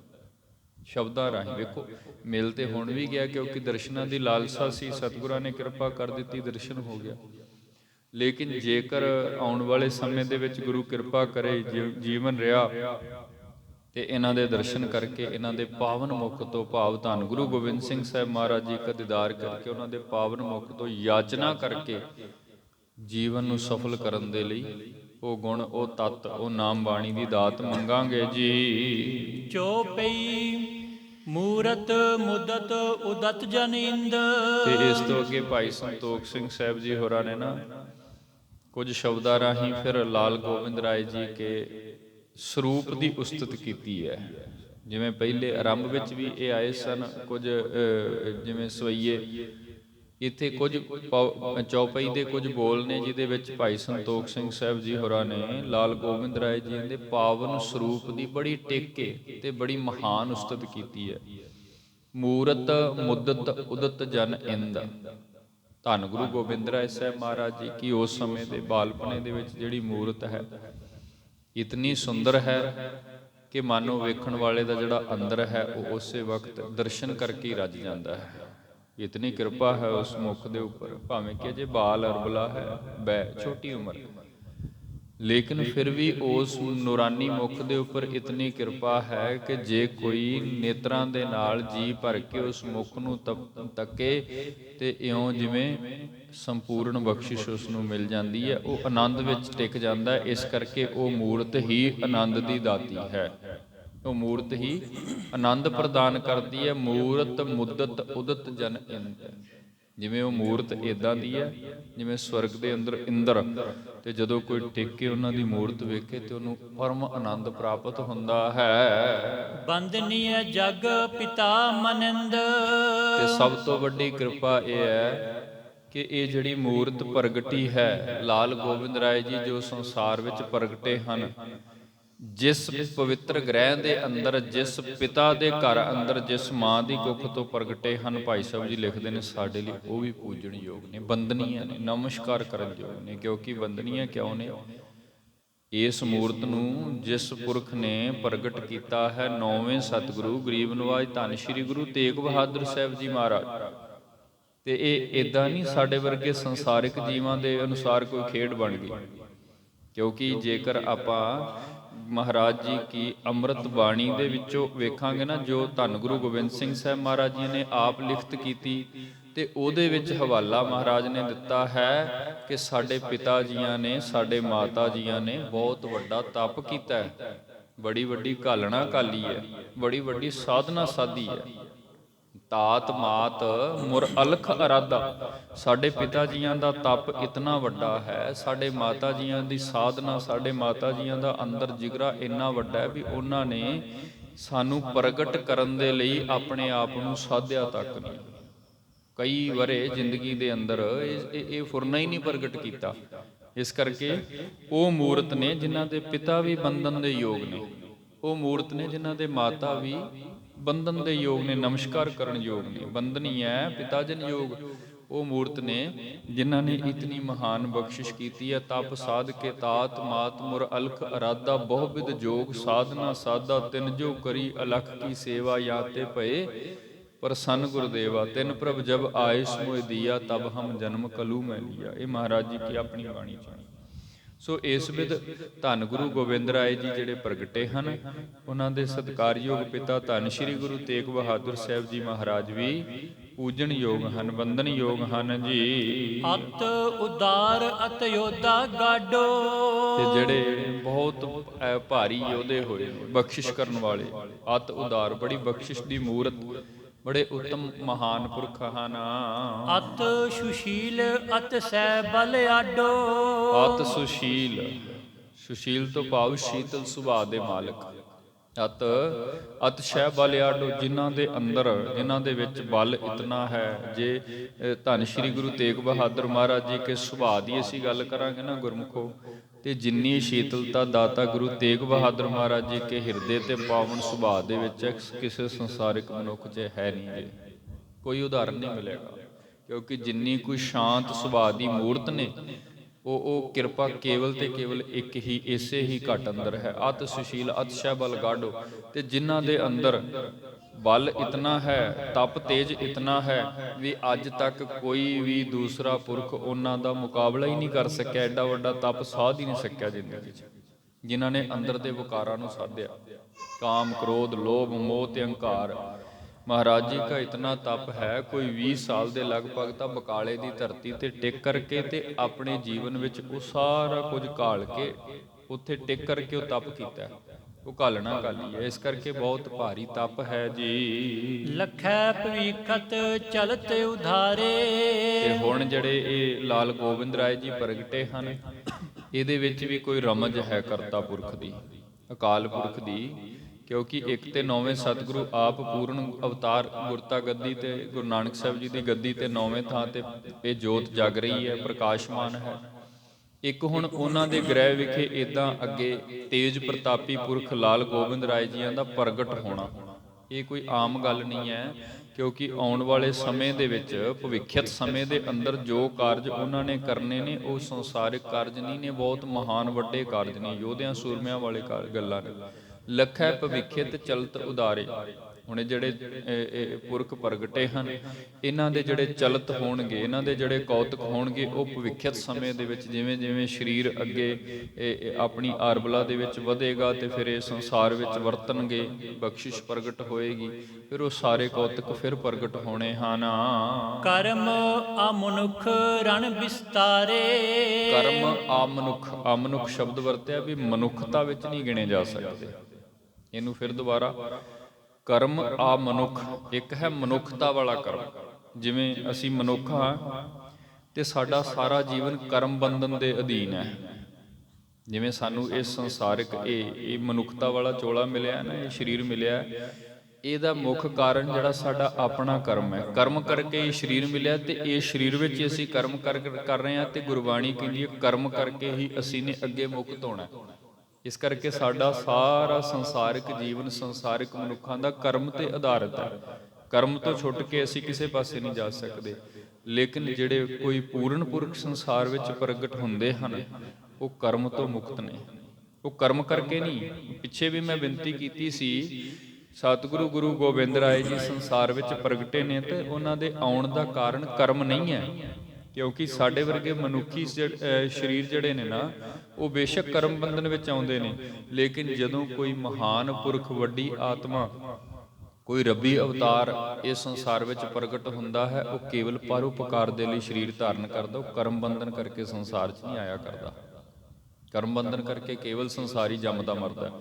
ਇਸ ਲਈ ਕਰਮ ਆ ਮਨੁੱਖ, ਇਹਨਾਂ ਦੇ ਜਿਹੜੇ ਕਰਮ ਹਨ ਉਹ ਮਨੁੱਖ ਭਾਵ ਇਸ ਗੱਲ ਤੋਂ ਬਹੁਤ ਉੱਤੇ ਦੀ ਗੱਲ ਹੈ। ਕਰਮਾਂ ਤੇ ਬੰਧਨ ਤੋਂ ਬਿਲਕੁਲ ਰਹਿਤ ਹਨ, ਮੁਕਤ ਹਨ ਜੀ। ਕਰਤ ਪ੍ਰਤੀਖਨ ਭੀਖ ਬਹੋਰੀ, ਤੇ ਇਹ ਭੀਖਮ ਸ਼ਾਹ ਜੀ ਵਿਚਾਰ ਕਰ ਰਹੇ ਸਨ ਤੇ ਹੁਣ ਅਗਲੇ ਸਮੇਂ ਵਿੱਚ ਵੀ ਪ੍ਰਤੀਖਿਆ ਕਰਨਗੇ। ਕਿਉਂਕਿ ਜਦੋਂ ਕਿਸੇ ਨੂੰ ਐਸੇ ਮਹਾਨ ਬਖਸ਼ਿਸ਼ ਜ਼ਿੰਦਗੀ ਵਿੱਚ ਮਿਲ ਜਾਵੇ, ਫਿਰ ਉਹ ਕਦੀ ਭੁੱਲਦਾ ਨਹੀਂ ਹੁੰਦਾ। ਸੋ ਹੁਣ ਪੀਰ ਭੀਖਮ ਸ਼ਾਹ ਜੀ ਜਿਹੜੇ ਕਿ ਵਾਪਸ ਤੇ ਆ ਗਏ ਹਨ, ਲੇਕਿਨ ਪ੍ਰਤੀਖਿਆ ਉਹ ਕਰਦੇ ਰਹਿਣਗੇ ਜੀ। ਪੁਨ ਦਰਸ਼ਨ ਦਰਸੋ ਇਸ ਠੋਰੀ, ਤੇ ਪ੍ਰਤੀਖਿਆ ਕੀ ਕਰਨਗੇ ਕਿ ਕਿਤੇ ਪਰਿਪੂਰਨ ਪਰਮਾਤਮਾ, ਉਹ ਵਲੀ ਅੱਲਾ, ਉਹ ਸਮਾਂ ਬਖਸ਼ੇ, ਇਹ ਜ਼ਿੰਦਗੀ ਦੇ ਵਿੱਚ ਦੁਬਾਰਾ ਫਿਰ ਇਦਾਂ ਹੀ ਦਰਸ਼ਨ ਹੋ ਜਾਣ। ਜਿਵੇਂ ਅੱਜ ਕਿਰਪਾ ਹੋਈ ਹੈ ਪੀਰ ਭੀਖਮ ਸ਼ਾਹ ਜੀਆਂ ਤੇ ਮੁਸਕਰਾ ਕੇ ਲਾਲ ਗੋਬਿੰਦ ਜੀਆਂ ਨੇ ਇੱਕ ਦਰਸ਼ਨ ਦਿੱਤੇ ਨੇ, ਤੇ ਨਾਲ ਜਿਹੜਾ ਸ਼ੰਕਾ ਲੈ ਕੇ ਆਏ ਸੀ ਉਹ ਵੀ ਉਸੇ ਹੀ ਬਾਲ ਉਮਰ ਦੇ ਵਿੱਚ ਹੀ ਨਿਵਰਤ ਕਰਕੇ ਵਾਪਸ ਮੋੜ ਰਹੇ। ਸੋ ਇਸੇ ਤਰ੍ਹਾਂ ਹੀ ਇੱਛਾ ਹੈ ਕਿ ਜੇ ਸਵਾਸਾਂ ਦੀ ਲੜੀ ਚੱਲਦੀ ਰਹੀ ਤੇ ਜਿਸ ਵਕਤ ਅੱਗੇ ਜਵਾਨ ਬਾਲ ਅਵਸਥਾ ਤੋਂ ਅੱਗੇ ਜਵਾਨ ਅਵਸਥਾ ਜਵਾਨੀ ਵਿੱਚ ਜਾਣਗੇ ਤੇ ਇਦਾਂ ਹੀ ਫਿਰ ਇੱਕ ਵਾਰ ਦਰਸ਼ਨ ਹੋ ਜਾਣ ਜੀ। ਦੋਹਰਾ ਇਸ ਪ੍ਰਕਾਰ ਕਰ ਦਰਸ ਕੋ ਸੈਦ ਭੀਖ ਸੁਖ ਪਾਏ, ਦੇਸ ਆਪਣੇ ਕੋ ਹਟਿਓ ਸਤਿਗੁਰ ਚਰਨ ਮਨਾਏ। ਤੇ ਇਸ ਪ੍ਰਕਾਰ ਨਾਲ ਭਾਈ ਸੰਤੋਖ ਸਿੰਘ ਜੀ ਹੋਰਾਂ ਨੇ ਜ਼ਿਕਰ ਕੀਤਾ ਕਿ ਜਿਹੜੇ ਪੀਰ ਭੀਖਮ ਸ਼ਾਹ ਜੀ ਪਟਨਾ ਦੀ ਧਰਤੀ ਤੇ ਗਏ ਸਨ, ਜਾ ਕੇ ਉਹਨਾਂ ਨੇ ਮਹਾਰਾਜ ਜੀ ਦਾ ਦੀਦਾਰ ਪਾਇਆ ਸੀ। ਤੇ ਇਹ ਉਹਨਾਂ ਨੇ ਤਾਂ ਕੀਤਾ ਸੀ ਕਿਉਂਕਿ ਜਿਸ ਦਿਨ ਲਾਲ ਗੋਬਿੰਦ ਰਾਏ ਜੀ ਮਾਤਾ ਗੁਜਰ ਕੌਰ ਜੀ ਦੀ ਕੁੱਖ ਤੋਂ ਪਟਨਾ ਸਾਹਿਬ ਦੀ ਧਰਤੀ ਤੇ ਅਵਤਾਰ ਲੈਂਦੇ ਹਨ, ਅੰਮ੍ਰਿਤ ਵੇਲਾ ਸੀ। ਉਸ ਵਕਤ ਮਹਾਰਾਜ ਅਵਤਾਰ ਧਾਰਨ ਕਰਕੇ ਸੰਸਾਰ 'ਚ ਪ੍ਰਗਟ ਹੋ ਰਹੇ ਨੇ, ਤੇ ਇੱਧਰ ਠਸਕੇ ਦੇ ਅੰਦਰ ਨਗਰ ਦੇ ਵਿੱਚ ਬੈਠਾ ਪੀਰ ਅੰਮ੍ਰਿਤ ਵੇਲੇ ਦੀ ਇਬਾਦਤ 'ਚ ਬੈਠਾ ਸੀ, ਤੇ ਉਹਨੂੰ ਕੁਝ ਅਗੰਮੀ ਨਜ਼ਾਰੇ ਦਿਸੇ, ਕੋਈ ਅਨੁਭਵ ਹੀ ਐਸਾ ਹੋਇਆ। ਉਹਨੇ ਉਸੇ ਵਕਤ ਹੀ ਆਪਣਾ ਮੁੱਖ ਪੱਛਮ ਤੋਂ ਮੋੜ ਕੇ ਤੇ ਪੂਰਬ ਵੱਲ ਕਰਕੇ ਸਿਜਦੇ ਕਰਨੇ ਸ਼ੁਰੂ ਕਰ ਦਿੱਤੇ। ਉਹਨੂੰ ਆਪਣੇ ਅਨੁਭਵ ਰਾਹੀਂ ਪਤਾ ਲੱਗ ਗਿਆ ਕਿ ਜਿਸ ਵਲੀ ਅੱਲਾ ਨੂੰ ਮੈਂ ਯਾਦ ਕਰਦਾ ਉਹ ਸਰੀਰ ਰੂਪ ਲੈ ਕੇ ਸੰਸਾਰ 'ਚ ਪ੍ਰਗਟ ਹੋ ਚੁੱਕਾ ਹੈ। ਸੋ ਇਸ ਕਰਕੇ ਉਹਨਾਂ ਨੇ ਯਾਤਰਾ ਪ੍ਰਾਰੰਭ ਕਰ ਦਿੱਤੀ ਸੀ। ਸੋ ਸਮੇਂ ਨਾਲ ਉਹਨਾਂ ਨੂੰ ਦਰਸ਼ਨ ਹੋਇਆ, ਉਹ ਵਾਪਸ ਫਿਰ ਆਪਣੇ ਦੇਸ਼ ਆ ਗਏ। ਆ ਦੇਸ਼ ਆਪਣੇ ਕੋ ਹਟਿਓ ਸਤਿਗੁਰੂ ਚਰਨ ਮਨਾਏ। ਸਤਿਗੁਰੂ ਜੀ ਕੇ ਦਰਸ਼ਨ ਕਰਕੇ ਮਹਾਰਾਜ ਜੀ ਕੇ ਚਰਨਾਂ 'ਚ ਆਪਣੀਆਂ ਅਰਦਾਸ ਬੇਨਤੀਆਂ ਕਰਕੇ ਤੇ ਵਾਪਸ ਆਪਣੇ ਦੇਸ਼ ਵਿੱਚ ਪਹੁੰਚ ਗਏ ਸਨ। ਸਵਈਆ ਸ੍ਰੀ ਗੁਰੂ ਸੁੰਦਰ ਸੂਰਤ ਸੋਹਤ, ਮੂਰਤ ਮਾਦਰੀ ਮੂਰਤ ਸਾਰੀ। ਇਸ ਤੋਂ ਅੱਗੇ ਨਾ ਗੁਰਮੁਖ ਪਿਆਰਿਓ, ਹੁਣ ਭਾਈ ਸੰਤੋਖ ਸਿੰਘ ਜੀ ਹੋਰਾਂ ਨੇ ਆਪਣੀ ਕਲਮ ਦੇ ਰਾਹੀਂ ਲਾਲ ਗੋਬਿੰਦ ਰਾਏ ਜੀਆਂ ਕੀ ਜੋ ਬਚਪਨੇ ਦੀ ਬਖਸ਼ਿਸ਼ ਹੈ, ਜਿਵੇਂ ਆਪਾਂ ਗੱਲ ਕਰਾਂਗੇ ਨਾ, ਜਦੋਂ ਕੋਈ ਬੱਚਾ ਜਨਮ ਲੈਂਦਾ ਤੇ ਉਹਦੇ ਵਿੱਚ ਕੁਝ ਅਗੰਮੀ ਬਖਸ਼ਿਸ਼ਾਂ, ਕੋਈ ਉਹਦੇ ਰੂਪ ਦੀ ਨੁਹਾਰ, ਉਹਦੇ ਮੁਖ ਚਿਹਰੇ ਦੇ ਹਾਵ ਭਾਵ, ਉਹਦੇ ਸਰੀਰ ਦੀ ਬਣਤਰ, ਉਹਦੇ ਖੇਡਣ ਦਾ ਢੰਗ, ਉਹਦੇ ਹੱਸਣ ਦਾ, ਬੋਲਣ ਦੀ, ਇਦਾਂ ਕਰਕੇ ਉਹ ਸਾਰੀਆਂ ਨਿੱਕੀਆਂ ਨਿੱਕੀਆਂ ਬਾਤਾਂ ਸਾਡੇ ਮਨ ਨੂੰ ਪ੍ਰਭਾਵਿਤ ਕਰਦੀਆਂ ਨੇ। ਲੇਕਿਨ ਜਦੋਂ ਕੋਈ ਵੱਡਾ ਪੁਰਖ ਸੰਸਾਰ 'ਚ ਸਰੀਰ ਧਾਰਨ ਕਰਕੇ ਆਉਂਦਾ, ਉਹਦੇ ਜਿਹੜੇ ਇਹ ਕੌਤਕ ਹੁੰਦੇ ਨੇ ਉਹ ਬਚਪਨ ਤੋਂ ਹੀ ਨਿਰਾਲੇ ਹੁੰਦੇ ਨੇ। ਬਚਪਨ ਤੋਂ ਹੀ ਉਹ ਸੰਸਾਰਿਕ ਮਨੁੱਖਾਵਤ ਨਹੀਂ, ਉਹ ਜੋ ਕੁਝ ਵੀ ਬਿਲਕੁਲ, ਭਾਵੇਂ ਉਹ ਬਾਲ ਉਰਬਲਾ ਦੇ ਵਿੱਚ ਕੁਝ ਮਹੀਨਿਆਂ ਦੀ ਉਮਰ ਹੋਵੇ, ਦਿਨਾਂ ਦੀ ਉਮਰ ਹੋਵੇ, ਉਹ ਜਿਹੜੇ ਭਾਵ ਉਹਨਾਂ ਦੇ ਪਾਵਨ ਸਰੀਰ ਤੋਂ ਪ੍ਰਗਟ ਹੁੰਦੇ ਨੇ ਨਾ, ਉਹਦੇ ਵਿੱਚ ਵੀ ਬੜੀ ਅਗੰਮੀ ਕਿਰਪਾ ਹੁੰਦੀ ਹੈ। ਭਾਈ ਸਾਹਿਬ ਜੀਆਂ ਨੇ ਇੱਥੇ ਆਪਣੀ ਰਚਨਾ ਰਾਹੀਂ ਕਲਮ ਦੇ ਜ਼ੋਰ ਨਾਲ ਥੋੜਾ ਜਿਹਾ ਯਤਨ ਕੀਤਾ, ਕਿਉਂਕਿ ਭਾਈ ਸੰਤੋਖ ਸਿੰਘ ਜੀਆਂ ਦਾ ਇਹ ਸੁਭਾਅ ਹੈ ਕਿ ਉਹ ਜਦੋਂ ਕਿਸੇ ਦੀ ਵਡਿਆਈ ਕਰਦੇ ਨੇ, ਖਾਸ ਕਰਕੇ ਗੁਰੂ ਸਾਹਿਬਾਨ ਜੀ ਦੇ ਜੀਵਨ ਵਿੱਚੋਂ ਜਦੋਂ ਕੋਈ ਐਸੀ ਘਟਨਾ ਆਪਣੀ ਕਲਮ ਰਾਹੀਂ ਆਪਣੀ ਇਸ ਰਚਨਾ, ਇਸ ਗ੍ਰੰਥ ਵਿੱਚ ਲਿਖਦੇ ਨੇ ਨਾ, ਤੇ ਉਹ ਫਿਰ ਇੰਨਾ ਕੁ ਉੱਥੇ ਟਿਕ ਜਾਂਦੇ ਨੇ ਵੀ ਉਹਦੇ ਵਿੱਚੋਂ ਐਨ ਇੱਕ ਇੱਕ ਨੁਕਤਾ ਕੱਢ ਕੇ ਲਿਆਉਂਦੇ ਨੇ ਤੇ ਉਹ ਸਾਡੇ ਸਾਹਮਣੇ ਅੱਖਰਾਂ ਰਾਹੀਂ ਪਰੋਸ ਕੇ ਮਾਲਾ ਪਰੋ ਕੇ ਰੱਖ ਦਿੰਦੇ। ਇਹ ਜਿਹੜੀ ਅੱਗੇ ਹੁਣ ਉਸਤਤ ਪ੍ਰਾਰੰਭ ਹੋ ਰਹੀ ਹੈ ਨਾ, ਕੁਝ ਸਵਈਏ ਨੇ ਜਿਹਦੇ ਵਿੱਚ ਉਹਨਾਂ ਨੇ ਧੰਨ ਗੁਰੂ ਗੋਬਿੰਦ ਰਾਏ ਸਾਹਿਬ ਮਹਾਰਾਜ ਜੀ ਕੇ ਪ੍ਰਗਟ ਹੋਣ ਤੋਂ ਉਹਨਾਂ ਦੇ ਮੁਖ ਦੀ ਜਿਹੜੀ ਮੂਰਤ ਹੈ, ਉਹਨਾਂ ਦੇ ਅੰਗਾਂ ਦੀ ਜਿਹੜੀ ਬਣਾਵਟ ਹੈ, ਖਾਸ ਕਰਕੇ ਉਹਨਾਂ ਦੇ ਨਿਰਮਲ ਕੋਮਲ ਹੱਥ ਨੇ ਤੇ ਜਿਵੇਂ ਉਹ ਹਿਲਾਉਂਦੇ ਨੇ, ਕੋਮਲ ਪੈਰ ਨੇ ਤੇ ਜਿਵੇਂ ਉਹ ਪੈਰਾਂ ਦੇ ਨਾਲ ਹਲਚਲ ਕਰਦੇ ਨੇ, ਜਾਂ ਜਿਸ ਵਕਤ ਉਹ ਪੰਘੂੜੇ ਵਿੱਚ ਪੈਂਦੇ ਨੇ ਤੇ ਜਿਸ ਵੇਲੇ ਉਹ ਆਪਣੇ ਮੁਖ ਤੋਂ ਬਚਪਨੇ ਵਿੱਚ ਮੁਸਕਰਾ ਕੇ ਕਿਸੇ ਨੂੰ ਕੋਈ ਬਖਸ਼ਿਸ਼ ਦਿੰਦੇ ਨੇ। ਇਹ ਕੁਝ ਬਰੀਕ ਨੁਕਤੇ ਨੇ ਬੜੇ। ਵੈਸੇ ਜੇ ਅਸੀਂ ਮੋਟੀ ਜੀ ਗੱਲ ਕਰਾਂਗੇ ਨਾ ਤੇ ਸਾਨੂੰ ਲੱਗੇਗਾ ਵੀ ਭਾਈ ਸਾਹਿਬ ਆਪਣੀ ਰਚਨਾ ਨੂੰ ਕਿਹੜੇ ਪਾਸੇ ਲੈ ਗਏ, ਗੱਲ ਤੇ ਇਤਿਹਾਸ ਦੀ ਚੱਲਦੀ ਪਈ ਹੈ। ਲੇਕਿਨ ਗੁਰਮੁਖ ਦੀ ਇੱਕ ਬੜੀ ਬਰੀਕ ਬਿਰਤੀ ਹੁੰਦੀ ਹੈ, ਉਹ ਜਦੋਂ ਕਿਤੇ ਦਰਸ਼ਨਾਂ ਦੀ ਜੁਗਤ ਵਿੱਚ ਟਿਕਦਾ ਹੈ ਨਾ ਤੇ ਫਿਰ ਇੰਨਾ ਕੁ ਡੂੰਘਾ ਚਲਿਆ ਜਾਂਦਾ ਹੈ ਕਿ ਉਹਦੇ ਵਿੱਚੋਂ ਉਹ ਹਰ ਬਖਸ਼ਿਸ਼ ਨੂੰ, ਹਰ ਕਿਰਪਾ ਨੂੰ ਮੰਨਣ ਦਾ ਯਤਨ ਕਰਦਾ। ਜਿਵੇਂ ਇਹਨਾਂ ਸਵਈਆਂ ਵਿੱਚ ਹੀ ਜ਼ਿਕਰ ਆਵੇਗਾ ਕਿ ਲਾਲ ਗੋਬਿੰਦ ਰਾਏ ਜੀ ਜਿਸ ਵਕਤ ਉਸ ਆਪਣੀ ਬਾਲ ਅਰਬਲਾ ਦੇ ਵਿੱਚ ਮੁਸਕਰਾ ਕੇ ਕਿਸੇ ਵੱਲ ਨੇਤਰ ਭਰ ਲੈਂਦੇ ਸਨ ਨਾ, ਤੇ ਉਹਦੇ ਵਿੱਚ ਨੇਤਰ ਭਰ ਕੇ ਤੱਕ ਲੈਂਦੇ ਸਨ ਤੇ ਉਹਦੇ ਅੰਦਰ ਵੀ ਨਾਮ ਦੀ ਕਿਰਪਾ ਵਰਤ ਜਾਂਦੀ ਸੀ। ਸੋ ਇਹ ਬਖਸ਼ਿਸ਼ਾਂ ਨੇ, ਉਹਦਾ ਜ਼ਿਕਰ ਕਰ ਰਹੇ ਨੇ, ਆਰੰਭਤਾ ਕਰ ਰਹੇ ਨੇ। ਸ਼੍ਰੀ ਸਤਿਗੁਰੂ ਸੁੰਦਰ ਸੂਰਤ ਸੋਹਤ ਮੂਰਤ ਮਧੁਰ ਮੂਰਤ ਸਾਰੀ। ਸੂਰਤ ਸਾਰੀ। ਸਤਿਗੁਰੂ ਗੁਰੂ ਗੋਬਿੰਦ ਰਾਏ ਸਾਹਿਬ ਮਹਾਰਾਜ ਜੀ ਕੀ ਜਿਹੜੀ ਸੂਰਤ ਹੈ ਬਚਪਨੇ ਦੇ ਅੰਦਰ, ਬਾਲ ਉਮਰ ਦੇ ਅੰਦਰ, ਇਤਨੀ ਸੁੰਦਰ ਹੈ ਕਿ ਜਦੋਂ ਵੀ ਕੋਈ ਭਾਵਨਾ ਵਾਲਾ ਹਿਰਦਾ ਉਹਨਾਂ ਦੀ ਮੂਰਤ ਵੱਲ ਵੇਖਦਾ ਹੈ, ਕਿਉਂਕਿ ਅੱਗੇ ਸਾਖੀਆਂ ਵੀ ਆਉਣਗੀਆਂ, ਮੈਂ ਤਾਂ ਜ਼ਿਕਰ ਕੀਤਾ ਅੱਗੇ ਇਤਿਹਾਸ ਵਿੱਚ ਹੁਣ ਸਾਖੀਆਂ ਆਉਣਗੀਆਂ। ਮੂਰਤ ਵੱਲ ਵੇਖਿਆ ਸੀ ਇੱਕ ਰਾਣੀ ਨੇ ਜਿਹਦੇ ਘਰ ਔਲਾਦ ਨਹੀਂ ਸੀ, ਮੂਰਤ ਵੱਲ ਵੇਖਿਆ ਸੀ ਪੰਡਿਤ ਸ਼ਿਵਦੱਤ ਜੀਆਂ ਨੇ, ਅੱਗੇ ਆਵੇਗਾ ਵਿਸਤਾਰ। ਸੋ ਜਿਸ ਵਕਤ ਵੀ ਕੋਈ ਉਸ ਮੂਰਤ ਵੱਲ ਨੇਤਰ ਟਿਕਾ ਕੇ ਤੇ ਉਸ ਪਵਿੱਤਰ ਨੂਰਾਨੀ ਚਿਹਰੇ ਨੂੰ ਵੇਖਣ ਦਾ ਯਤਨ ਕਰਦਾ ਤੇ ਉਸ ਮੂਰਤ ਦੇ ਵਿੱਚੋਂ ਉਹਨੂੰ ਅਗੰਮੀ ਦੀਦਾਰ ਹੁੰਦੇ ਨੇ। ਉਸ ਮੂਰਤ ਦੇ ਵਿੱਚੋਂ ਕਹਿ ਲਈਏ ਵੀ ਉਹਨੂੰ ਅੰਦਰ ਦੀ ਝਲਕ ਮਿਲਦੀ ਹੈ।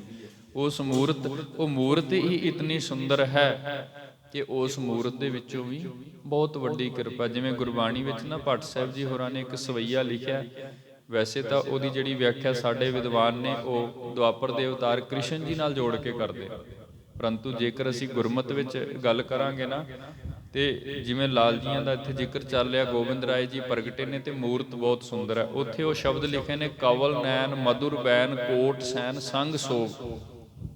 ਸੋਹਣੇ ਨੇਤਰ ਨੇ, ਮਿੱਠੇ ਬੋਲ ਨੇ, ਚਿਹਰੇ ਦੀ ਨੁਹਾਰ ਇਤਨੀ ਤਿੱਖੀ ਹੈ ਵੀ ਜਦੋਂ ਕੋਈ ਵੇਖਦਾ ਹੈ ਫਿਰ ਨਿਗਾਹ ਪਿੱਛੇ ਨਹੀਂ ਹਟਦੀ, ਚਿਹਰੇ ਦੇ ਵਿੱਚ ਉਸ ਮੂਰਤ ਦੇ ਵਿੱਚ ਹੀ ਨੈਣ ਟਿਕ ਜਾਂਦੇ ਨੇ।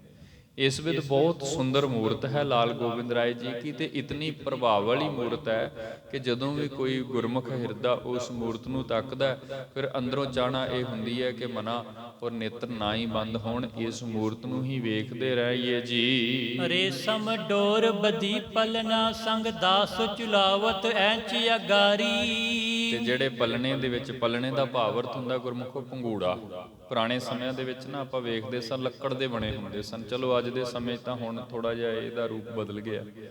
ਲੱਕੜ ਦੇ ਪੰਘੂੜੇ ਬੱਚਿਆਂ ਨੂੰ, ਜਿਹਦੇ ਵਿੱਚ ਮਾਵਾਂ ਅਕਸਰ ਖਿਡਾਉਂਦੀਆਂ ਸਨ ਨਾ, ਤੇ ਜਦੋਂ ਉਹਨੂੰ ਸਵਾਉਂਦੇ ਸਨ ਉਹ ਇੱਕ ਲੱਕੜ ਦਾ ਵਿਸ਼ੇਸ਼ ਪੰਘੂੜਾ ਬਣਿਆ ਹੁੰਦਾ ਸੀ ਤੇ ਉਹਦੇ ਵਿੱਚ ਵਿਸ਼ੇਸ਼ ਵਸਤਰ ਲਾ ਕੇ ਤੇ ਉੱਪਰ ਬੱਚੇ ਨੂੰ ਸਵਾ ਦਿੱਤਾ ਜਾਂਦਾ ਸੀ, ਤਾਂ ਜੋ ਉਹ ਜਿਸ ਵਕਤ ਪਾਸਾ ਮਾਰੇ ਜਾਂ ਕਿਵੇਂ ਥੱਲੇ ਨਾ ਡਿੱਗ ਜਾਏ, ਉਹਦੇ ਵਿੱਚ ਹੀ ਉਹ ਬੜੇ ਆਰਾਮ ਨਾਲ।